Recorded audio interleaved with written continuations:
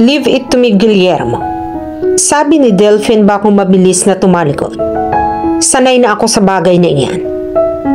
Niyukomos ni Guillermo Eugenio ang newspaper na naglalaman ng hindi magandang balitang iyon. Nilinaw ni Carlos kay Abby bago pa man nila inumpisahan ang pag-aaral ng kaso ni Rogelio na puspusa na magiging trabaho nila sa bagong opisina. He canceled all his appointments sa Abad's law firms upang mabigyan ng lubusang atensyon ang kasong binubuksan. Nang gabing iyon ay hindi nakatanggi si Abby nang sabihin ni Carlos sa pagpupuyata nila ang trabaho sa opisina. Pagkatapos ng ilang oras na pagsasaliksik, sumulyap siya sa wall clock. Pasado 11:00 na ng gabi at oras na sana ng pamamahinga niya sa bahay. Hindi nakaligtas sa paningin ni Carlos ang pagkabalisa niya sa upuan. She was yawning when Carlos looked at her. Kaya bigla niyang tinakpan ng nakabukas na libro ang mukha at nagkunwaring nagbabasa. Are you okay? Tanong nito. Yes. Sagot niya na hindi pa rin inalis ang libro na nakakubli sa mukha niya. Any opinion so far? Muling tanong nito. Ini-organize ko pa. Mahinang sagot niya. Pagkara ay nakaramdam siya ng sobrang katahimikan. Nagulat na lamang siya nang biglang hablutin nito ang librong hawak-hawak niya. Saka pa lamang niya na malaya na nakatayo na ito sa mismong likuran niya. Are you sleeping, Abby? Inis na tanong nito. I'm reading a book. Pagsisinungaling niya. Anong maiintindihan mo sa nakabaliktad na libro? She bite her lips nang ibaba ni Carlos sa harapan niya ang nakabaliktad na libro. You're fooling me, Abby. All right. Padabog na tumayo siya at nakapameywang na hinarap ang binata. I'm tired and sleepy. Kanina pa tayo rito. At kanina pa nangangati ang mga paa kong umuwi. Hindi ko na kaya ang mga conditions na ibinibigay mo sa akin, attorney. Pinili mo ang kursong abogasya. Kaya pagtiisan mo at pagtiyagaan mo ang hirap na kakambal nito. Makahulugang sabi ni Carlos. Kung ganyan din lang ang magiging behavior mo, dapat ay liberal arts na lang ang pinag-aralan mo. Don't tell me na hindi ako deserving sa profesyon na ito dahil na kaya kong mag-aral ng ilang taon at naipasa ko ang bar exam. Yamot na sagot niya. Dahil matalino ka. But you must not forget that you always need to have patience. Much more now that you're about to face a more serious cases. I'm telling you, Abby, hindi isang laro ang pinasok mo. I know. Napalakas ang boses na sagot niya. But I'm tired and sleepy. Alright? Hindi ko na kaya. Tahimik na nagsali ng kape si Carlos sa tasa. I'm not asking for coffee. Ibinagsak niya sa ibabaw ng desk ang nakakuyom na palad. Napupurga na ang stomach ko sa kakainom ng kape. I just wanna go home and have some rest. The problem with you is you always think you're somebody. Kahit wala ka pang napapatunayan. Napipikong malakas na sabi ni Carlos. You're so manipulative. Ikaw nang ginagawan ko ng papon. Ipinagtitimpla ng kape. Pero maarte ka pa rin. Who's asking you to make my coffee? Anyway, nakapameywang na sagot niya. Diba? You volunteered to do it. You get out of my office, Abby. Mahina, ngunit mariing utos ni Carlos, sabay turo sa pinto. Hindi siya kumipo. Get out! Napasiklot siya sa lakas ng boses nito. Dinampot niya ang bag at mabilis na lumabas ng pinto. Pagkakuway ay pabalibag niya itong isinara. Tutop ang noong napaupo si Carlos sa desk. Pasado 12:00 nang makauwi sa kanilang bahay si Abby. Naritnan niyang gising pa ang kanyang ama at nanonood ng TV news sa entertainment room. Mainit pa rin ang ulong ibinagsak niya ang mga gamit sa couch at nakasimangot na humalik sa ama. Mukhang mainit na naman ang ulo mo. Hindi nakatiis na tanong nito. Napupundi na ako sa Carlos na iyong daddy. Agad niyang sumbong. Ayoko na talaga. Ano na naman bang nangyari? He wanted me to stay overnight in his office. Imagine that. Naupo siya sa couch at niyakap ang throw pillow. Baka naman gusto lang niyang umuwi ng late. Pagwawasto nito. Parte yan ng trabaho ng isang abogado, Iha, na dapat mong makasanayan. Gusto ka lang i-train ng gusto ni Carlos. He talked to me about it at pumayag naman ako. Ihahatid ka naman daw niya. But he didn't. Mangiyak-ngiyak niyang sabi. Kanina lamang ay halos mamatay siya sa takot habang lula ng taxi. Takot na takot siyang baka may mangyaring masama sa kanya nang dahil sa kapabayaan ni Carlos. I'm sure ininis mo na naman yung tao. Hula ng kanyang ama. The hell with him. Hindi ko siya kailangan. Niyamot na tumayo siya at tumuloy sa kanyang silid. Pupunta ka ba sa kanya bukas? Pahabol ng kanyang ama. Hindi. Mariing sagot niya. Totoo na ba yan? Nangingiting muling tanong nito. Pabalibag na pagsara ng pinto ang narinig nitong sagot niya. Abby, tumawag ang mami mo. Mag-return call ka raw sa kanya. Wala nang ingay na narinig pa ang kanyang ama mula sa kanya. Agad na ibinagsak ni Carlos ang nahapong katawan sa sofa nang makauwi sa mansyon. It was 1 o'clock in the morning. Sinundan niya sa labas si Abby kanina upang hihatid sa bahay nito. Ngunit hindi na niya naabutan ang dalaga. Kanina lamang ay tinawagan niya ito at si Roberto ang nakausap niya. Nakahinga siya ng maluwag nang malamang nagpapahinga na si Abby sa kwarto nito. Ipinikit niya ang mga mata at minasay ang sariling noo. Kumain ka na ba? Tanong ng kanyang ama mula sa patio. Nakaupo ito sa rocking chair at sadyang hinantay ang pagdating niya. Sa office, Papa. Mahinang sagot niya. Nag-overseas call ang lola mo. Nabanggit nito. Hindi ko alam na may hinihintay kang allowance mula sa kanya. Yes, sagot niya. I need financial assistance, Papa. I am working on a case na wala akong kikitain. Kung hindi niyo ako matutulungan, nagboluntaryo si Lola. I will help you. May pagdaramdam na tinig na sabi nito. Sana'y sinabi mo muna sa akin na kailangan mo ng malaking halaga bago ka sumangguni sa lola mo. I'm sorry, Papa. Aniya. I thought na alam na ninyo ang profesyon natin. Kailangan muna natin na mamuhunan bago tayo maging ganap na magaling at kilalang lawyer. Just tell me kung magkano ang kailangan mo. Napabuntong hiningang sagot nito. Anyway, have you read the news? Pag-iiba nito ng usapan. News about what? News about Trujillo's case. About you. Napabalikwas ng bangon si Carlos at dinampot ang newspaper sa rack. Sa hangarin niyang magkaroon kaagad ng maraming impormasyon tungkol sa kaso ni Trujillo, nakaligtaan na niyang magbasa ng newspaper kaninang umaga. Nasa front page ang litrato ni Trujillo at ang balitang bubuksan niya ang kaso nito. Hindi pa man ay kinakabahan na ako, iho.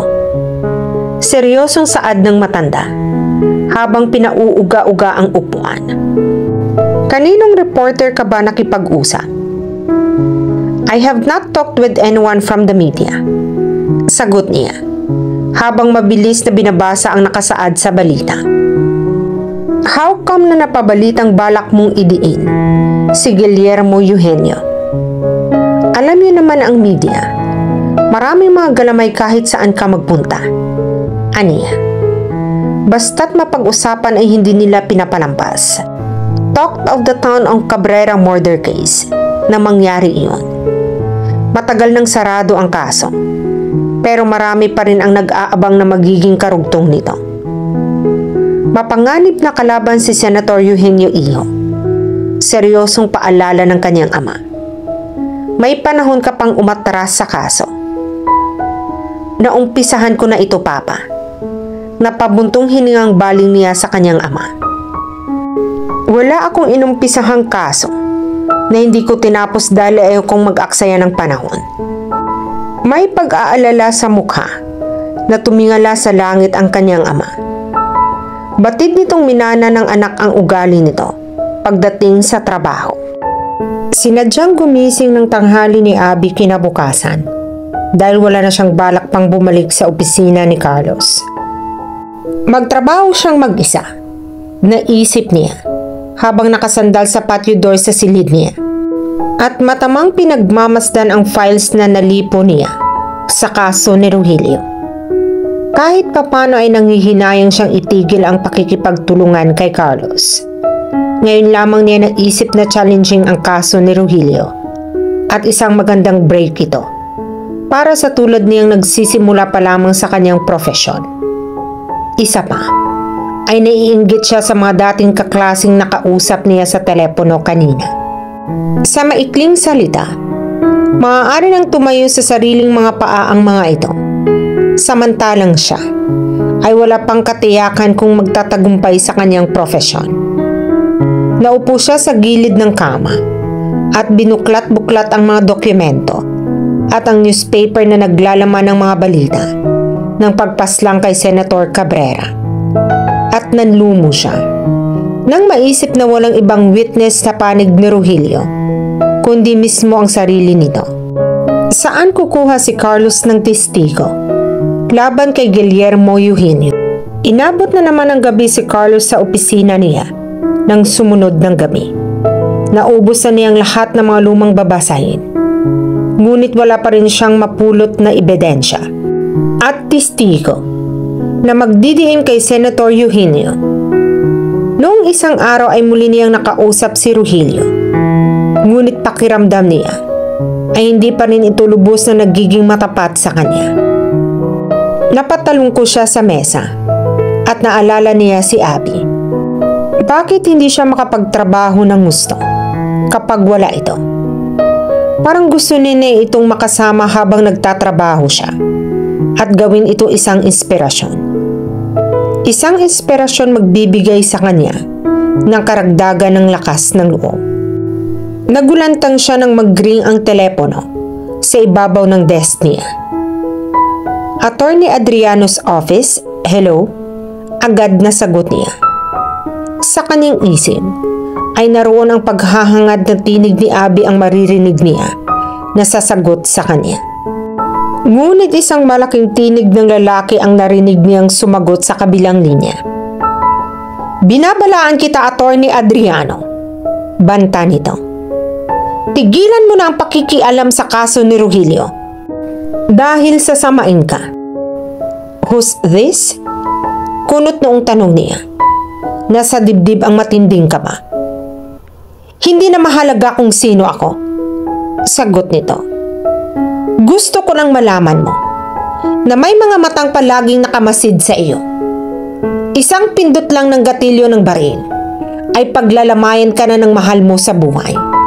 May panahon ka pang bitiwan ang kaso at sinusigurado ko sa iyo. Walang masamang mangyayari sa iyo. Salamat. Napatiimbagang sagot niya. Pero kung sino ka man, hindi ako natatakot sa iyo. Pabagsak niyang ibinaba ang telepono. Pagkakway tutop ang noong nakasandal siya sa upuan. Kahit papano, ay pinag-isipan niya ang sinabi ng lalaki. Ngunit sandali lamang ang pag-iisip na iyon tungkol sa estrangherong tumawag. Abby was in his mind again. God. He terribly missed her again. Makaraang ilang sandaling pagmumuni-muni ay tumayo siya upang siyasatin ang drawer ng desk ni Abby. Kapag wala na ang mga gamit nito, ay tiyak na hindi na ito babalik pa sa kanya. Napangiti siya. nang sa halip na mga gamit ay chocolates at kung anong pang mga pagkain ang nakalagay sa drawer ng desk ni Abby. Pero hindi niya magawang mainis dito. Wala siyang gusto sa mga sandaling ito, kundi ang makita ang dalaga. May ilang sandali siyang nakatayo sa may desk ni Abby nang may mga bahagyang kaluskos siyang narinig sa labas ng opisina. Pinatay niya ang mga ilaw, kaya madilim sa harapan. Kahit papano, ay pinamayanihan ng kaba ang dibdib niya nang maalala ang banta ng lalaking tumawag kanina. Mabilis niyang kinuha ang .45 caliber sa drawer ng desk niya. Sinadya niyang parating may nakahandang armas bilang proteksyon sa sarili. Pagkakuway, dandahan niyang hinawi ang blinds ng glassed window. Wala siyang naaninag na tao sa labas. Napakislot siya nang marinig ang pagpihit ng doorknob na waring may nagbubukas niyon. Pumesto siya sa may pintuan at pigil hiningang naghintay. Nang bumukas ang pinto, ay mabilis niyang itinutok ang baril sa taong pumasok. Napasigaw sa matinding takot si Abby. "Ibaba mo yan." Hindi makatingin sa baril na sigaw niya. "Ibaba mo, sabi." Mabilis na ibinaba ni Carlos ang baril at agad na ibinalik sa drawer. "Ikaw naman kasi, hindi ka man lamang kumakato." Nakahinga ng maluwag na saad nito. "Ba't ba ako kakato? May susi naman ako." Pairap na sagot niya at naupo sa desk. "O anong nakain mo at pumunta ka rito sa ganitong oras ng gabi? Mag-aalas 8 pa lamang iyon." "Bakit?" Tumingin siya rito.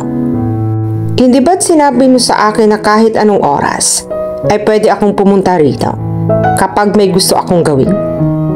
Akala ko ba'y hindi ka nababalik rito?" Muling tanong nito. "May magagawa ka ba kung gusto kong bumalik?" Pabalang na sagot niya na nais pagtakpan ang pananabik na muling makita at makasama ang binata. "Well, baka kaya ka lang bumalik ay dahil naiwan mo sa drawers mo ang imported chocolates mo." Pabirong tanong ni Carlos na nasa mga mata ang excitement sa muli nilang pagkakasama ni Abby. Napalunok siya. "Huwag kang mapipikon," mabilis na dugtong nito. Nang maramdaman ang pananahimik niya. "Alright. I came back dahil interesado na ako sa kaso ni Rogelio. Hindi kaya namimiss mo lang ako?" Muling pabirong tanong nito. "Pwede ba, Carlos? Hindi na ako nakikipagbiruan sa iyo." Kuway inis na sabi niya habang pinamumulahan ang mukha. Totoo naman kasi isa iyon sa mga dahilan kung bakit napapunta siya ng alanganing oras sa opisina nito. Hindi siya mapakali kapag hindi nakikita si Carlos. Alam niyang sa mga oras na iyon ay nasa opisina pa ito. Kaya nang hindi niya kayang pigilan ang sarili, ay sumugod na nga siya rito. "I've target witness." Pagkakuway ay seryosong anunsyo niya. "Sino?" Napapurmal na tanong ni Carlos. "Ang dating tauhan ni Senador Eugenio na tumistigo laban kay Rogelio." Sagot niya. "Sa nabasa ko sa mga lumang newspaper, pagkatapos ng kaso ay tumiwalag na ito at isa pang kasama nito sa grupo ng mga tauhan ni Senator Eugenio. May kutob akong nabayaran lamang ang mga ito ni Eugenio. Isang buwan pagkaraan mabilanggo si Rogelio, ay natagpo ang patay ang isa sa mga witnesses na si Julio. Ngunit walang makipagsabi kung sino ang pumatay o ang nagpapatay rito. Ang hahanapin natin ngayon ay isang testigo na si Leonardo Espiritu. Maaaring nagtatago siya sa probinsya." Bahagyang natawa si Carlos. "At saang sulok ng mundo mo naman hahanapin si Leonardo na iyon?" Tanong nito.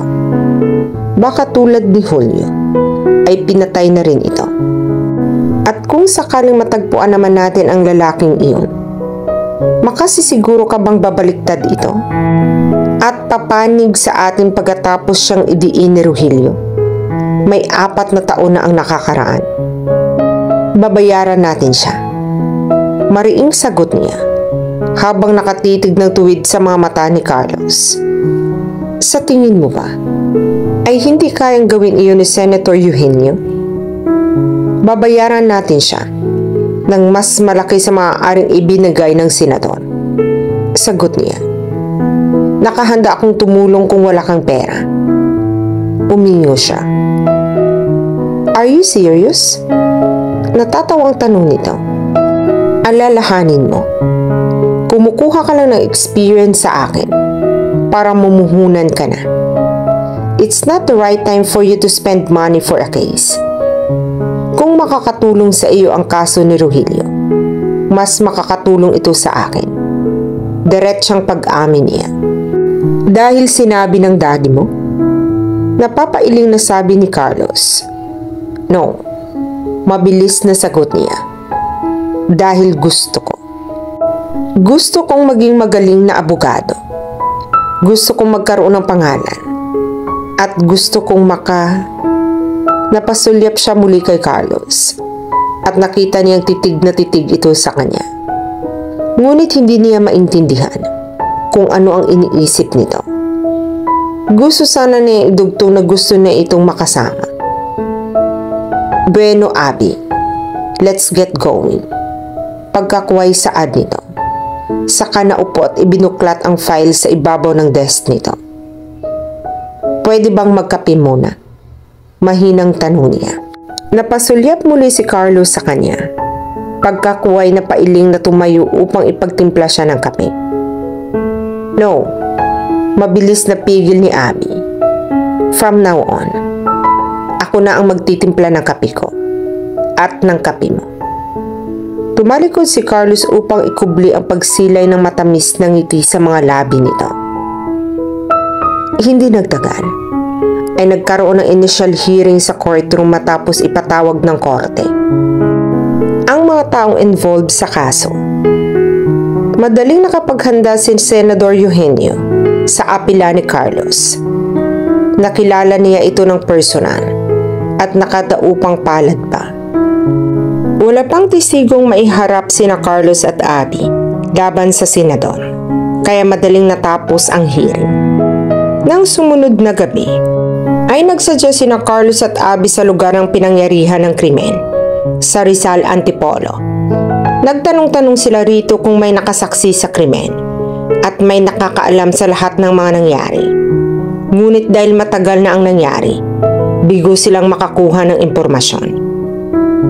Pinuntahan din nila ang lugar kung saan natagpuan ang bangkay ni Senator Cabrera.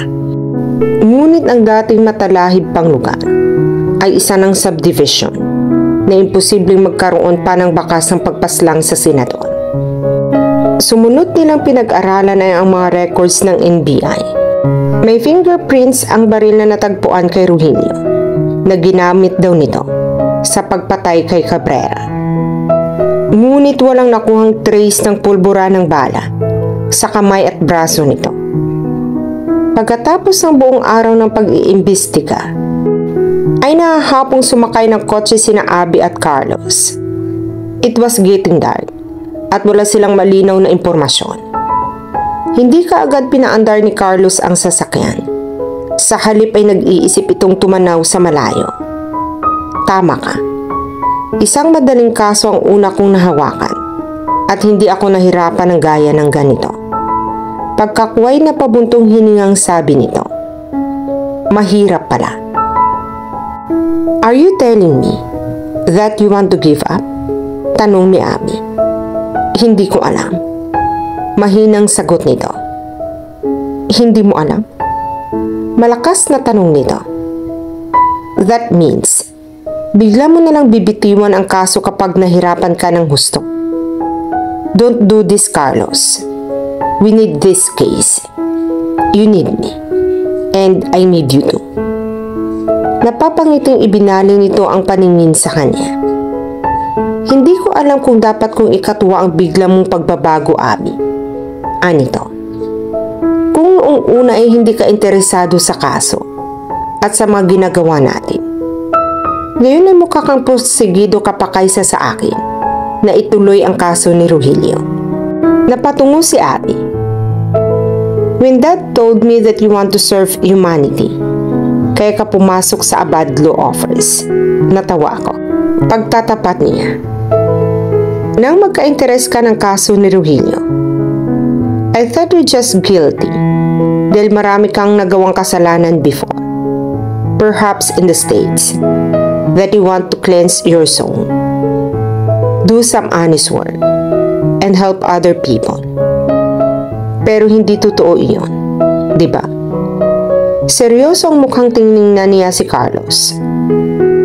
Gusto mo magkaroon ng pangalan sa profesyon natin, pero ang pinaka-importanting dahilan mo ay pagbigyan si Yaya Kunching at tulungan si Rogelio. Hindi ba? Tumango si Carlos. Then, let's help him, Carlos. Nakikiusap ang mga matang sabi nito. Naumpisahan na natin ito. Ituloy na natin. Thanks, Ate.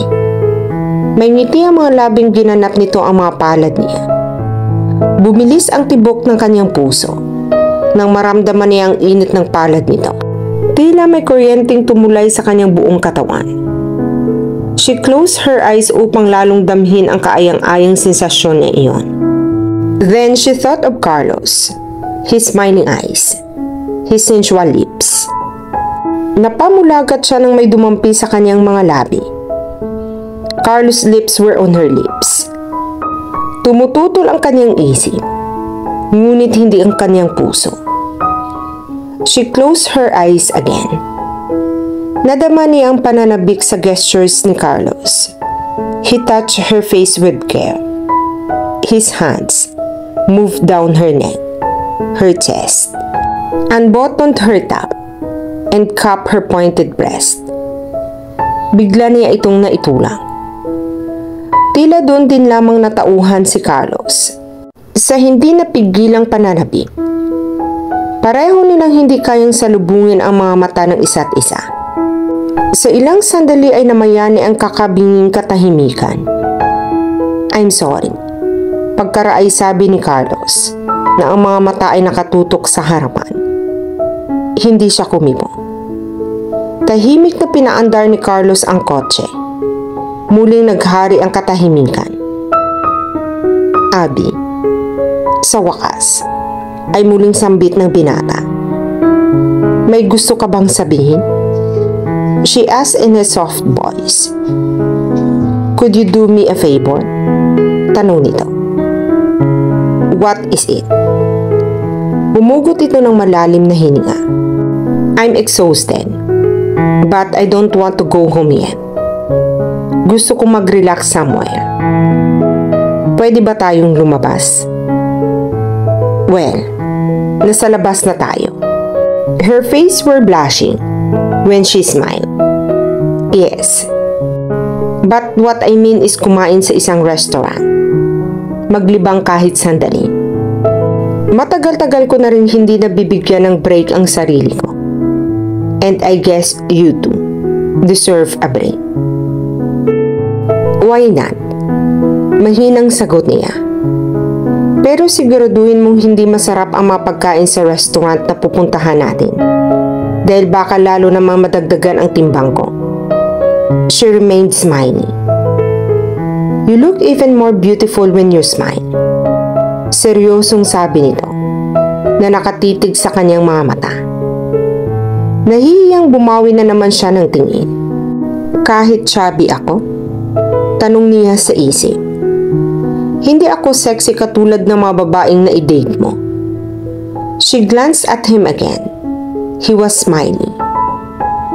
Patuloy itong gumagwapo sa paningin niya. Pakiramdam niya ay ligtas siya habang kasama niya ang maginoong lalaking ito. And she couldn't help falling in love with him. Gosh, Carlos, I never thought na dadalhin mo ako sa romantic restaurant na ito. Natatawang sabi ni Abby. Nang kumakain sila ni Carlos sa isang restaurant. Look at us. Tayo lang yata ang informal at magkaibigan dito. Iginala niya ang kanyang paningin sa paligid. Halatang ang lahat na naruroon ay mga magkakasintahan. Some men were proposing to their girlfriends. Isang babaeng napasigaw sa tuwa nang bigyan ng diamanteng engagement ring ng boyfriend nito. I wish ako rin, naisip ni Abby, na nakangiting nakatingin sa babae. Napangiti si Carlos nang mapansing nakatingin siya sa singsing. I'm sure you have lots of suitors. Hindi nito napigilang sabi. Wala ka pa rin bang nagugustuhan sa kanila? Tipid ng ngiti ang pinakawala niya. She couldn't tell na insecure siya noon dahil sa kanyang figure. May mga nanliligaw, pero hindi niya binibigyan ng pansin dahil iniisip niyang baka paglaruan lamang siya. I guess hindi pa ako handa sa commitment, sagot niya. But you're not getting any younger. Anito? Yeah, right. Tatangu-tangu na sabi niya. Pero kung ikaw ang liligaw sa akin, hindi ako magdadalawang isip. Sa loob-loob niya. You're the kind of man every woman wants to have. Tiningnan niya ito at hindi niya napigilan ang mga salitang lumabas sa kaniyang mga labi. Do you have a girlfriend? She's in the US. Matapat nitong sagot. May negosyo ang mga magulang niya roon at kapitbahay sila ng lola ko. I see. Napatungong sabi niya at may parang kumurot sa puso niya. Tama ang sapantahan niyang may kasintahan na nga ito. Isang babaeng maganda at sexy. Hindi ang tipo niya ang magugustuhan ito.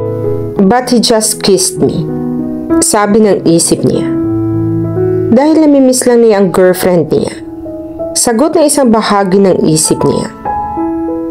Siguro ay mukha ng nobya niya ang kanyang nakikita habang hinahalikan kaniya. Dagdag ng isang bahagi ng isip niya. Hindi na bumalik ang sigla ni Abby hanggang ihatid siya ni Carlos sa bahay ng ama. It was 11 o'clock in the evening. Bye, Carlos. Matamlay niyang sagot ng pababa ng kotse. Are you alright? May pag-aalalang tanong nito nang mapansin ang kapormala niya. I'm just tired and sleepy. At iyon lang at umibis na siya ng sasakyan. Patungo na siya ng loob nang marinig niya ang pagtawag ni Carlos. He was getting near her. I just wanna say good night, he said. Good night. Pinilit niyang humiti. Good night, Abby. Muling sabi nito. And before she knew it, he was kissing her again. It was a gentle goodnight kiss. You have to sleep early. Nakangiting paalala nito matapos pakawalan ang kanyang mga labi. Iyon lang. At bumalik na ito sa sasakyan. Naiwan siyang hindi makatinag sa kinatatayuan. Nang makabawi sa matinding pagkabigla, ay kinapa niya ang kanyang labing nahagka nito. Pakiramdam niya ay naiwan dito ang mga labi ng binata. But the thought of his girlfriend was still on her mind. May nagmamay-ari na kay Carlos. Malungkot na humakbang na siya patungo sa loob ng bahay. Hindi na niya napuna ang isang lalaking nakatayo sa dilim. At kanina pa pala nagmamatsyag sa kanila ni Carlos. Si Delfin Eugenio. Ang kapatid ni Senator Guillermo Eugenio na sumusubaybay sa kanila. Ito rin ang tumawag at nagbanta kay Carlos ng nakaraang gabi. Bakit ngayon ka lang? Nakapamiwang na tanong ni Sylvia nang umuwi si Abby sa bahay nito ng sumunod na gabi. Ginawaran niya ng halik sa pisngi ang inang naratnan niyang nagpapahangin sa patio. I'm busy, sagot niya. Busy for what? Sa pagsama-sama sa mga bisyo ng daddy mo? Sumunod ito nang pumanhik siya sa hagdan. Ma'am, what are you talking about? Tanong niya. Walang ibang bisyo si daddy. Kinukonsente mo na ang mga kalokohan ng ama mo? Nagdaramdam na sabi nito.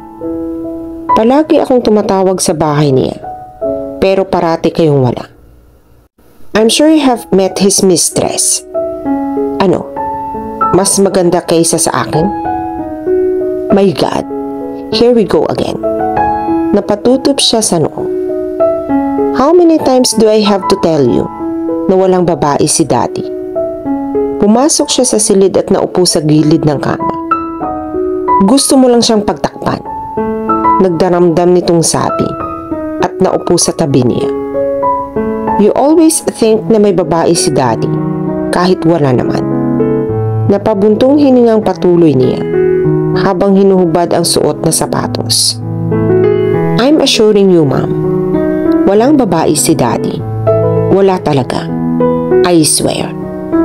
Kung palagi man kaming wala sa bahay, ay iyon dahil pareho kaming busy. Kilala niyo naman si Daddy. Napaka-workaholic noon. Wala siyang ibang inaasikaso kundi ang negosyo niya. Ako naman ay busy sa case ko. Guess what, Mami? Ang Cabrera murder case. Ang hinahawakan namin ngayon ni Attorney Adriano. Naipakilala na raw sa inyo ni Daddy iyon. Noong minsang umattend kayo ng birthday party ng ama nito. Grabe, Mami. Sobrang excitement ko. Kailan uuwi ang Daddy mo? Mahinang tanong nito na hindi pinapansin ang pagbibida niya. Her gaze was fixed on something on the floor. If you want to know, just call to him. Napapailing-iling na sagot niya. I think he's just waiting for you to make the first move. Abby could not erase Carlos off her mind. Tila isang plakang paulit-ulit na bumabalik sa isip niya. Ang mga sandaling hinagkan siya nito sa kaniyang mga labi. Isa iyon sa mga dahilan kung bakit nanumbalik ang pagkailang niya sa binatang abogado. May mga oras na kinakausap lamang niya ito kapag may tinatanong ito sa kanya. That day, ay pasulyap-sulyap sa kanya si Carlos habang nakaupo ito sa desk nito at may sinusulat sa isang papel. Hindi nito maintindihan ang ibig sabihin ng sobrang katahimikan niya. Mamaya'y tahimik na inilabas si Carlos sa desk ang maliit na tape recorder na ginagamit nito sa tuwing may kinakapanayam itong kliyente. There were times when he could record his voice habang nagkukunwaring nakikipagliti sa harap ng korte. Pinindot niya ang play button ng tape recorder at narinig nila ang tinig ni Rogelio Bartolome habang kausap sila sa piitan. May ilang sandali ring nakaplay iyon at nagsilbing pambasag sa katahimikan nila ni Abby. Rogelio was telling the truth. What do you think? Pagkakway tanong ni Carlos. Nagkibit siya ng balikat. Tila isang piping hindi makapagsalita. Pinatay nito ang tape recorder at ibinalik iyon sa drawer ng desk nito nang tumunog ang doorbell ng opisina. Ako na. Mahinang voluntaryo ni Abby. Wala nang nagawa si Carlos nang humakbang siya patungo sa pinto at binuksan iyon. Hindi kaagad siya nakapagsalita. Nang mabuksan niya ang isang bigotilyong lalaki, si Delphine Eugenio. Attorney Abby Ilustrad, ang assistant ni Attorney Adriano. I am right? Sabi nito. Nakita na siya nito sa hearing. Ngunit hindi naman niya ito gaanong napansin dahil nakafocus ang atensyon nila kay Senator Eugenio. Napatango siya. She was surprised when he pinched her chin. Mas maganda ka pala sa malapitan, Attorney Ilustrad. Nakangising sabi nito. Anyway, if you don't know me yet, kapatid ako ni Senator Guillermo Eugenio. Siguro naman ay nakita mo na ako sa hearing. Come in. Tumalikod siya at iginiya ito hanggang sa may desk ni Carlos. Agad na tumayo si Carlos at nakipagkamay rito. It's a surprise to see you here. Sabi ng binata na hindi alam kung ngingiti o manatiling formal sa harap ng taong alam nitong kapatid ni Guillermo Eugenio. Please, have a seat. Delphine Eugenio. Pagpapakilala nito. You have a nice office here. Komento nito habang iginala ang mga paningin sa loob ng opisina. Maraming nagbago sa ayos nito. Have you been here before? Nagulat na tanong ni Carlos. Yes. Nakangiting sagot nito bago hinawi ang blinds ng isang bintana at tiningnan ang labas ng opisina. When your father was still holding office here. Tahimik na bumalik sa upuan si Abby. Kahit papano ay kinakabahan siya sa biglang pagsulpot ng kapatid ng Senator Eugenio. Bago niya isinara ang main door ng opisina, ay nakita na pala niyang 3 sasakyan na nakaparada sa harapan nito. 2 sa mga sasakyan na iyon ay sinasakyan ng iba pang mga personal bodyguards nito. Kilala mo ang papa ko? Mahinang tanong ni Carlos. Of course. Nakangiting sagot nito at naupo sa visitor's chair sa harap ng desk ni Carlos. Walang hindi nakakakilala sa tanyag at magaling na abogadong si Attorney Amando Adriano. What do you want? May kaba sa dibdib ni Carlos, ngunit gumagana pa rin ang kanyang utak. Pasimple niyang ipinindot ang record button tape recorder sa drawer ng desk niya. Isang malalim na buntong hininga ang pinakawalan ni Delphine. I'm afraid. Wala kang kaalam-alam sa mga pinagkakasunduan namin ng papa mo noon, Attorney. I want you to know that this is the second time I'm doing this. The first one ay noong kinausap ko ang papa mo. Balak pala niyang hawakan ang kaso ni Rogelio. Ay inunahan ko na siya. I offered him a big amount of money. Nagkatinginan sina Abby at Carlos sa narinig nila. Carlos could not believe what Delphine had said. Walang sinabi sa kanya ang kanyang ama na hinawakan nito ang kaso ni Rogelio.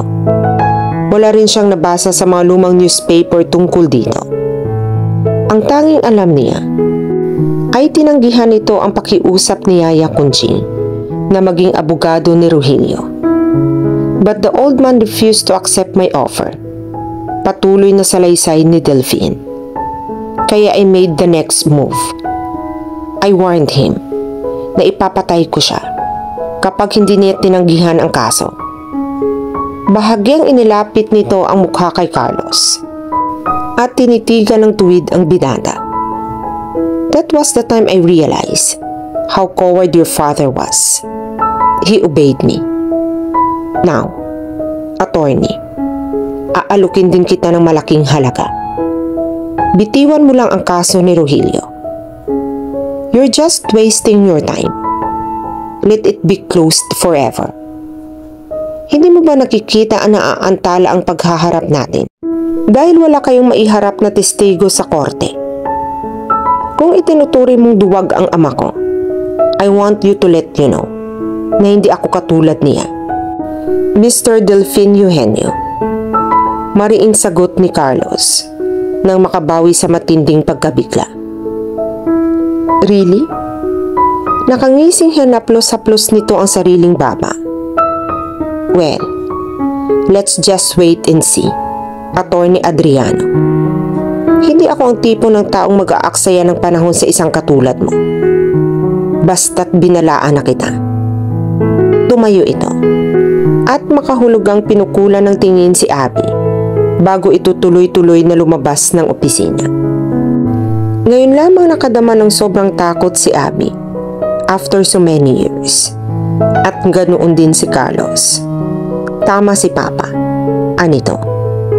Mahirap kalabanin si Senator Eugenio. At sa tingin ko, ay puwing lamang ako sa mga mata niya na anumang oras ay kaya niyang alisin. Are you giving up? Nag-aalala niyang tanong. Hindi. Mariing sagot nito. Pero ayaw ko mandamay ng ibang tao.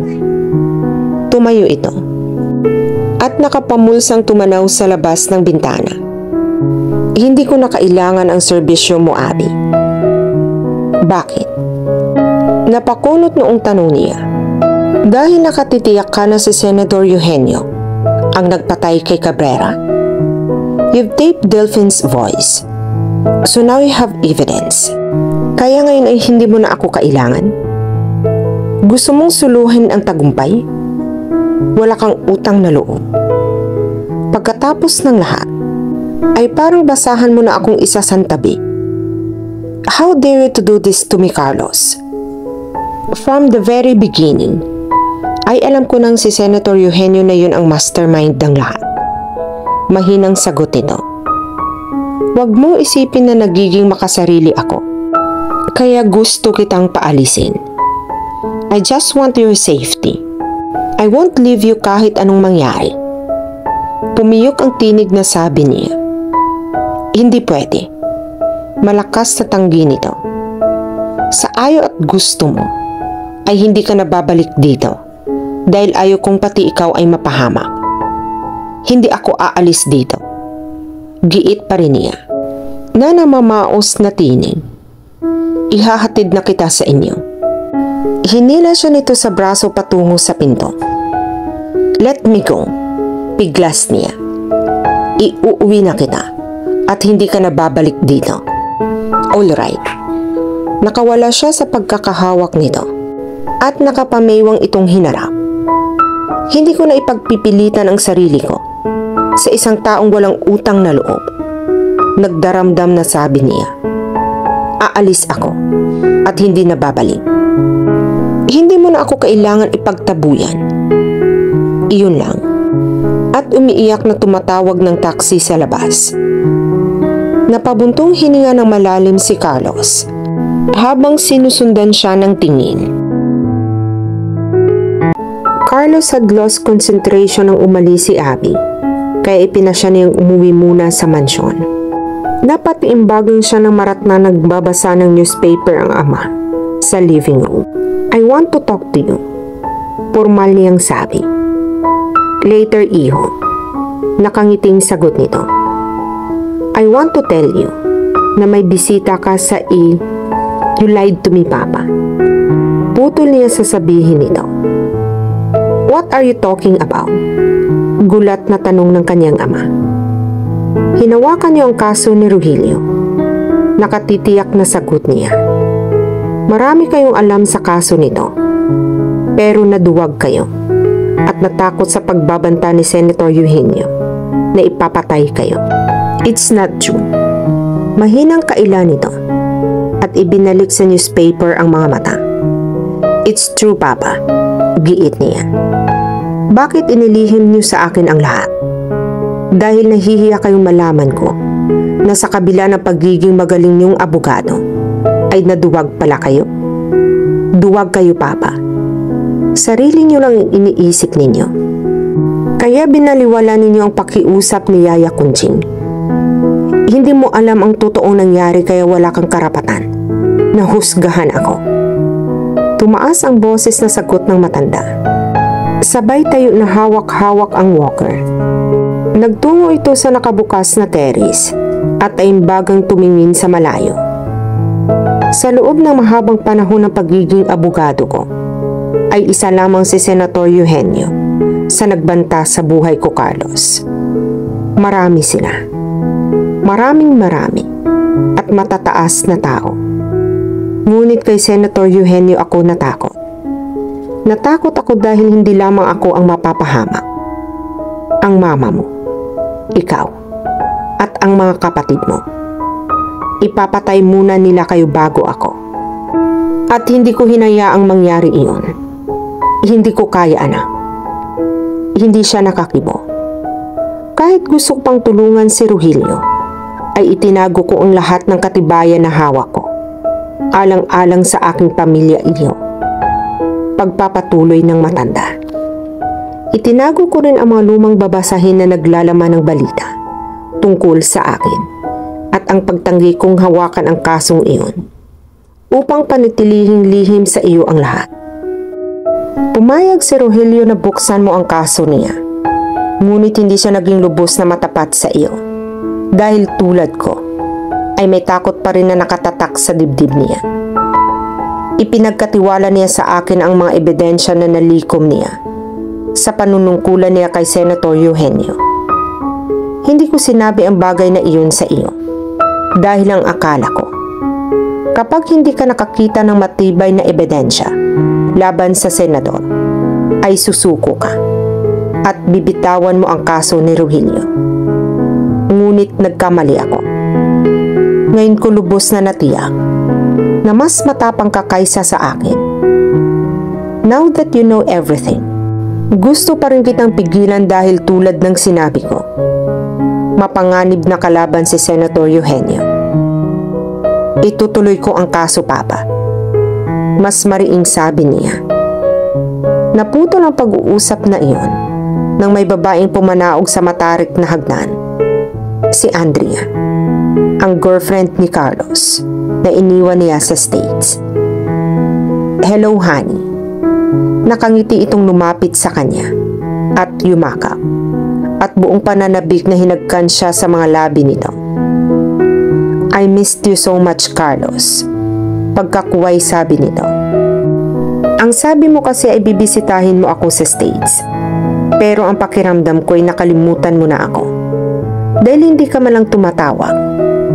Gusto ko nang tumigil sa pag-aaral ko sa medisina at umuwi na lamang dito. Kanina pa kita gustong puntahan sa opisina mo. Pero ang sabi ni Tito ay hintayin na lamang daw kita dito para makapagpahinga naman ako. Nakakapagod ang biyahe and I'm still tired and sleepy. Let's go to your room. Hinala siya nito patungo sa hagdan. Iniwanan ni Carlos ng tingin ang nakapamintanang si Amando. Dahil sa pagod sa biyahe, ay madaling nakatulog si Andrea. Tahimik na tinungo ni Carlos ang nakabukas na veranda. Marami ang gumugulo sa kanyang isip ng mga sandaling iyon. Ang pagbabanta ni Delphine. Ang nadarama niya kay Abby. At ngayon ay ang biglang pagdating ni Andrea. Hindi na niya gustong mapalayo sa kanya si Abby. Ngunit kailangan niyang putulin ang kanilang ugnayan. Alang-alang sa kaligtasan nito.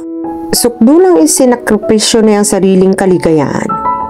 Because he knew he was falling in love with Abby. Andrea's unexpected visit did not excite him. Hindi niya mahal si Andrea. They became steady sa kahilingan ng kanyang abuela na nasa Amerika, kung saan siya tumira habang nag-aaral. Botong-boto kay Andrea ang matanda at hindi niya ito mapahindian nang hilingin nitong ligawan niya ang dalaga. Ngayon ay nadagdagan ang kanyang problema. How was he going to tell her that his heart now belonged to Abby? 4 na araw na naman ang nakalipas, kaya sa bahay na naman ng ama umuwi si Abby. Matamlay siya habang nakaupo sa couch sa kwarto nito, habang pinagmamasdan na nag-aayos ng sarili ang ama. Talaga bang ayaw mo nang sumama sa akin? Nakangiting tanong nito pagkaraan. Umiling siya. Wala ako sa mood na lumabas, Daddy. Malungkot niyang sabi. Wala ba kayong lakad ni Carlos? Muli siyang umiling.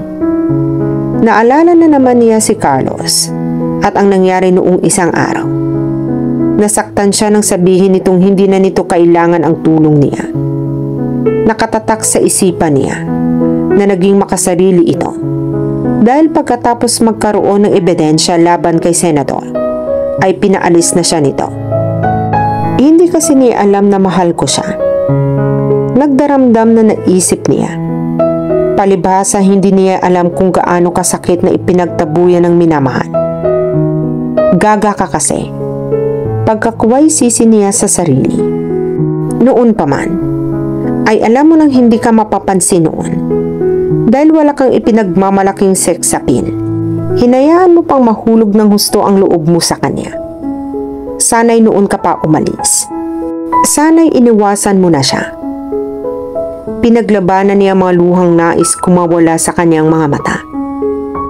Alam mo bang napakasaya ko ngayon, Iha? Pagkaraay saad ng kanyang ama. Sinusuklay ang buhok sa harap ng salamin. Kung ayaw mo rin lang sumama, di tatawagin ko iyong romantic date namin ng mahal ko. Date? Napamulagat siya. Do you have a mistress? You'll see later. Lumawak pa ang pagkakangiti nito. Biglang bumukas ang pinto at pumasok si Sylvia. "Hi, honey," malambing na sabi nito.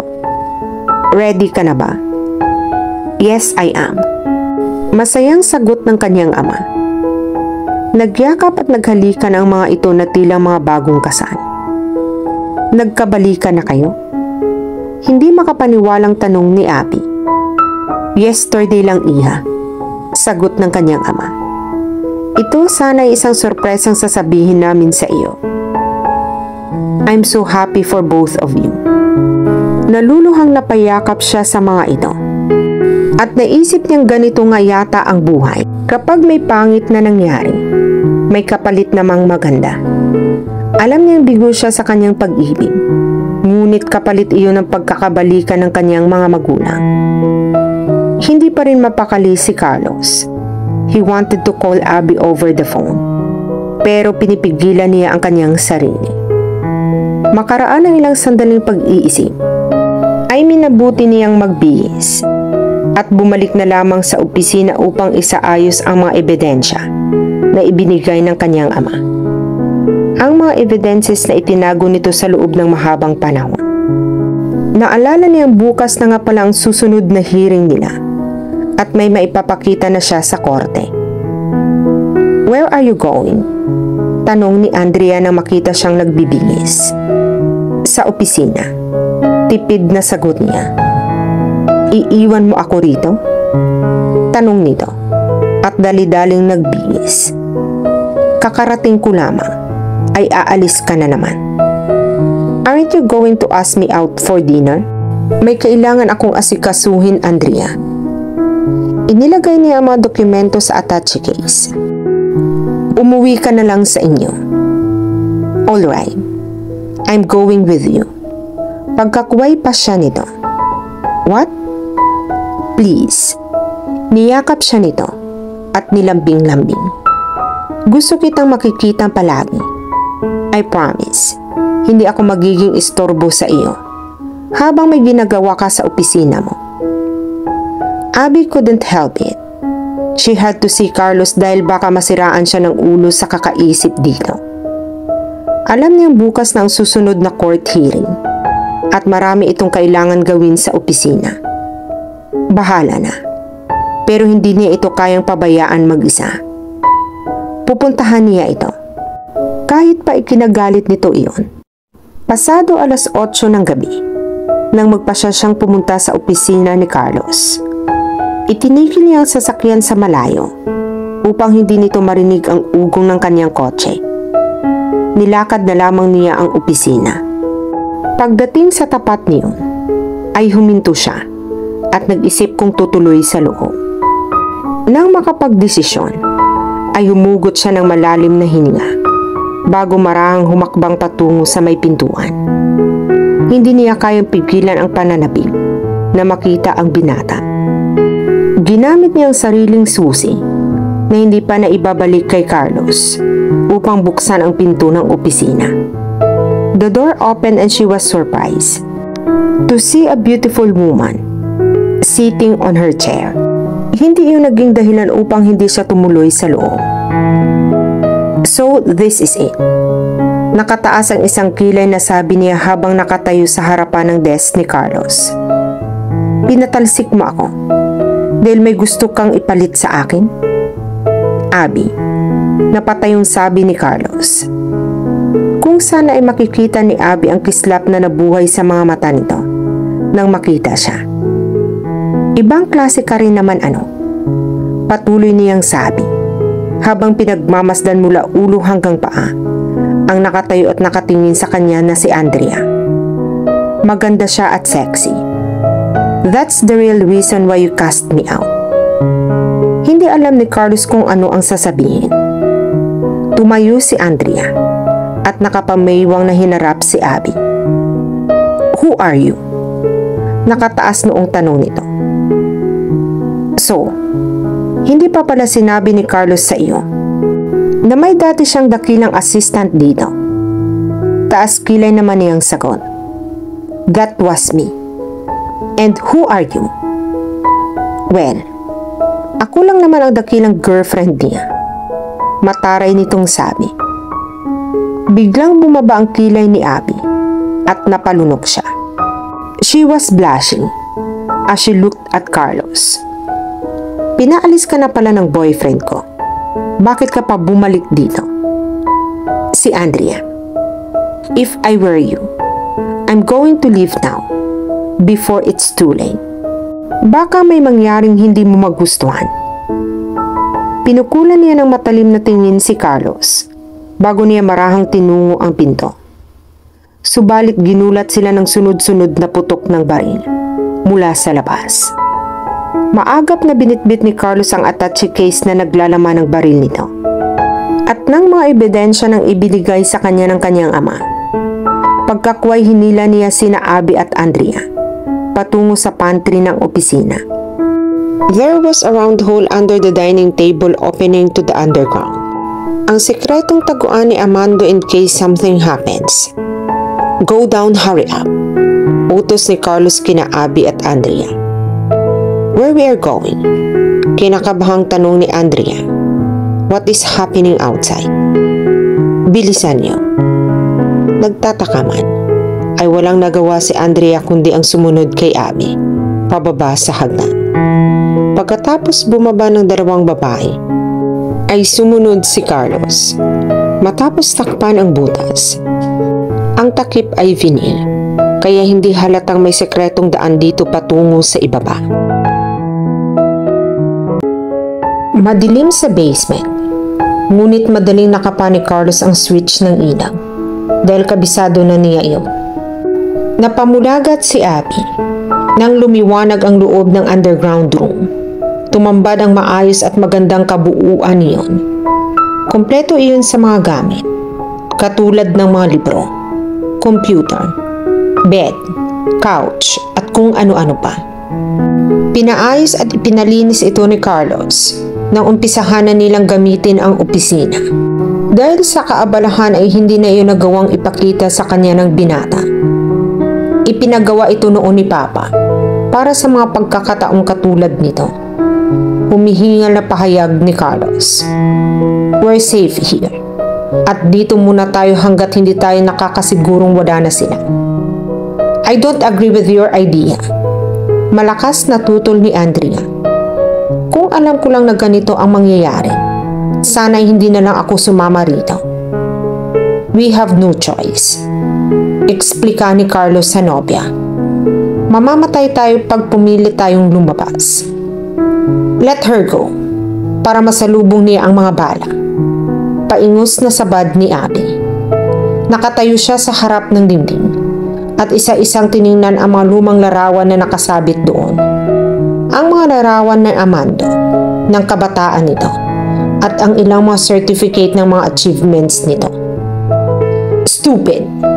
Inis na binilingan siya ni Andrea.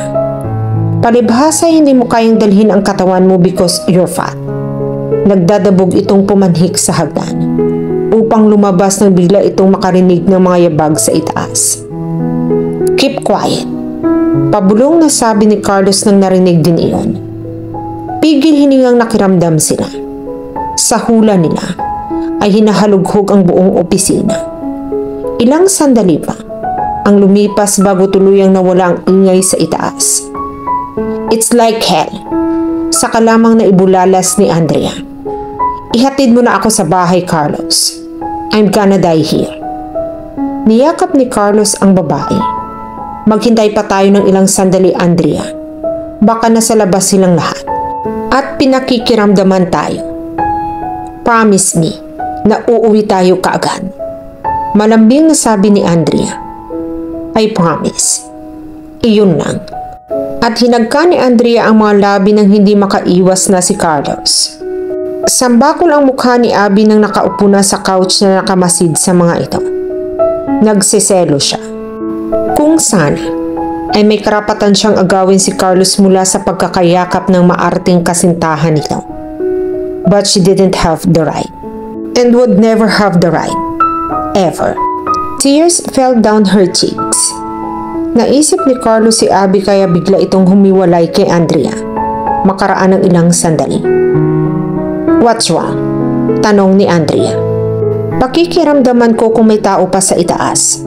Pag-iwas ni Carlos at tinungo ang hagdan. Pasimpleng pinahid ni Abby ang luha sa kanyang mga pisngi nang dumaan ang binata sa harapan niya. Nang makatiyak na wala ng mga tao sa itaas, ay dali-daling kumuha ng pagkain si Carlos sa ref sa pantry at bumalik sa basement. Nang bumaba ito, ay nakaupo na si Abby sa computer chair at nabuksan na niya ang computer. What are you doing? Tanong ni Carlos na waring hindi nagustuhan ang pakikialam niyang iyon. I'm opening the files in your desk. Mahinang sagot niya habang nakatutok ang mga mata sa monitor ng computer. Kunot noong ibinaba ni Carlos ang dalang pagkain sa desk at lumapit kay Abby. And where did you get that diskette? Tanong nito. In your attache case. Naputo na sasabihin niya nang biglang agawin sa kanya ni Carlos ang mouse ng computer at inexit ang files na binubuksan niya. Wala kang karapatan pakialaman ang mga gamit ko. Mariing sabi nito. Saka kinuha ang diskette sa drive. Isa iyon sa mga evidences na itinago ni Amado at ngayon ay pinagkaloob na kay Carlos. I just want to help. Mahinang sagot niya. I don't need your help. Sagot nito. Taimbagang na tumayo si Abby at bumalik sa upuan sa sulok. Nagkasya na lamang siyang pagmasdan si Carlos habang binubuksan nito ang mga dokumento sa diskette. Iniisip ba nitong aagawin niya kung anumang impormasyon na nasa diskette? Kung alam lang nito na wala siyang ibang intensyon, kundi ang makatulong sa binata. Nanlaki ang mga mata ni Carlos nang unti-unting tumambad ang mga dokumentong nakapaloob sa diskette. Ang mga accounting informations, agreements, at kung ano-ano pang impormasyon tungkol sa illegal business ng senador. Nakasaad dito kung magkano ang kinita nito sa gun running operation, ang mga prospective clients nito, at ang mga taong involved sa operation na iyon. Sumandal sa upuan si Carlos at tutup ang noong pumikit. Bumalik sa isip niya ang mga sinalaysay ng papa niya nang muli silang magkausap sa ibaba ng bahay kanina. Senator Cabrera was a good politician. Salaysay ng kanyang ama. Mayor pa lang siya, ay mainit na ang dugo niya kay Senator Eugenio. Dahil marami siyang nababalita ang kalokohan nito. Nang tumakbo siyang senador upang kalabanin si Eugenio, pinag-initan siya ng senador. The good man did not stop until he had gathered evidences against Eugenio. But Eugenio's men assassinated him, and all the evidences were taken by his men. Napabuntong hininga ng malalim si Amando bago nagpatuloy. Si Rogelio ay kapapasok pa lamang noon kay Eugenio. Ipinasok ito ng isang bodyguard ni Eugenio na kababayan nito. Inutusan ni Eugenio ang tunay na pumatay kay Cabrera na nagngangalang Manolo na sunugin ang mga katibayan na tagpuan sa kotse ni Cabrera. Ngunit sa halip na sunugin ang mga iyon, ay palihim na nakipag-usap kay Rogelio si Manolo at umiiyak na sinabi ritong ipapatay din ito ng senador kapag lumaon upang tuluyan malinis ang krimen. Ipinagtapat din ni Manolo na si Rogelio ang balak i-frame up ni Eugenio. Ipinatago ni Manolo kay Rogelio ang mga evidences na natagpuan nito sa kotse ni Cabrera. Si Yaya Conching ang nagkatiwala sa akin ng mga ito nang lumapit sa akin ang matanda at pinakiusapan akong hawakan ko ang kaso ni Rogelio. Sinabi rin ni Yaya Conching sa akin na ipinahawak ni Eugenio kay Rogelio ang baril na ginamit sa pagpatay kay Cabrera, kaya may fingerprints siya sa baril na iyon. Isang paraan iyon upang madiin siya ng husto ni Eugenio. Ilang araw matapos iyon ay bigla na lamang nawala si Manolo at magpahanggang ngayon ay hindi pa natagpuan ang lalaki. May kutob akong ipinapatay na ito ni Eugenio at ipinatapon sa malayong lugar na walang nakakakilala rito. Naputol ang pag-iisip ni Carlos nang nakapamaywang na lumapit si Andrea. Are you not finished yet? Mataray nitong tanong. Kung ayaw mo akong ihatid sa bahay, ako ang mag-isang uuwi. Nagmamadaling pumanhik ito ng hagdan. Hey Andrea, habol ni Carlos. I told you, magpalipas muna tayo ng ilang oras. No way. Naiinip na ako at nasusuffocate sa basement na ito. Hindi nagpapigil ang babae sa pagpanhik hanggang sa makarating ito sa pantry. Inis na sundan na lamang ito ni Carlos hanggang sa labas. Naiwang nakakunot ang noo ni Abby habang titig na titig sa nakabukas na computer. Maingay pa rin si Andrea nang makarating sa labas ng opisina. Hindi na ito nagpapigil kay Carlos. Sumakay ito sa kotse ng binata at agad na pinaharurot iyon paalis. Tahimik na nakiramdam sa paligid si Carlos nang makaalis si Andrea. Kung hindi lamang niya inaalala si Abby, ay ihahatid na niya ang mapilit na nobya. Wala naman siyang narinig na kakaiba sa paligid, kaya bumalik na siya sa basement. Tahimik pa rin si Abby sa kinauupuan niya nang pumanaog si Carlos. Muling naupo sa harap ng computer ang binata at ilang sandaling namayani ang katahimikan bago niya narinig ang tinig nito. Gusto mo na bang umuwi? Tanong nito. Hindi siya sumagot. Tinangay ni Andrea ang kotse ko, kaya wala tayong magagamit kapag inihatid kita sa inyo. Napabuntong hininga muling sabi nito. Kung alam ko lang na hindi ko mapipigilan ang babaeng iyon, ay isinama na kita para pareho ko kayong maihatid. Hindi ko gustong makasama ang babaeng iyon. Hindi niya napigilang sagot. Why? Tanong nito. Bastos ang girlfriend mo. Mariin niyang sabi. Uuwi akong mag-isa. Tumayo siya at marahang pumanhik sa hagdan. Abby, hindi ka pwedeng umalis ng mag-isa. Pahabol na pigil ni Carlos. I have a car. Pagtatapat niya. I park it sa kabilang street. Don't worry. I can manage. You can't leave. Malakas na sabi nito. And who are you to stop me from leaving? Tumaas ang tinig na tanong niya. Kung iyon ang girlfriend mo, ay hindi mo napigilan. Ako pa kaya na hindi mo naman kaano-ano? And besides, marami kang dapat gawin, attorney. Don't tell me you have forgotten about the hearing. Bukas na iyon at baka mapahiya ka. Kapag natalo ka sa kaso, kaya trabahuin mo ng mabuti yung case mo. I'm leaving because you don't need me here. Ikaw na rin ang nagsabing kaya mo magtrabahong mag-isa. Ayaw kong magpakyut dito buong magdamag. Tatalikod na lamang siya nang pigilan siya nito sa braso. You're staying. Mahinahon. Ngunit mariing sabi nito. No, tanggi niya. You are staying. Malakas na ulit nito. I said no. Tuluyan ang hindi nakapagpigil si Carlos. Nabigla siyang kinabig at hinalikan sa mga labi.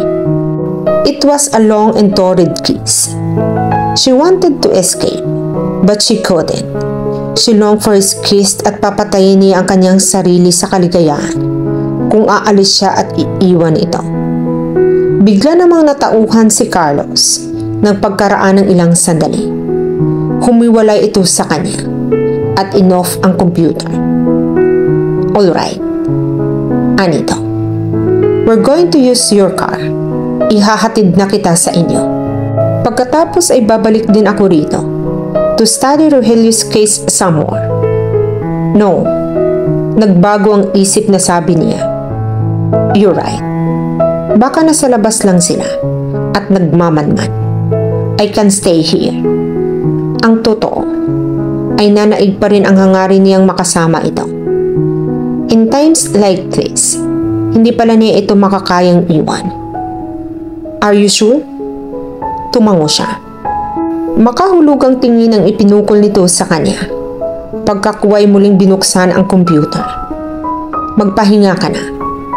She looked at the old wall clock. It was 12 midnight.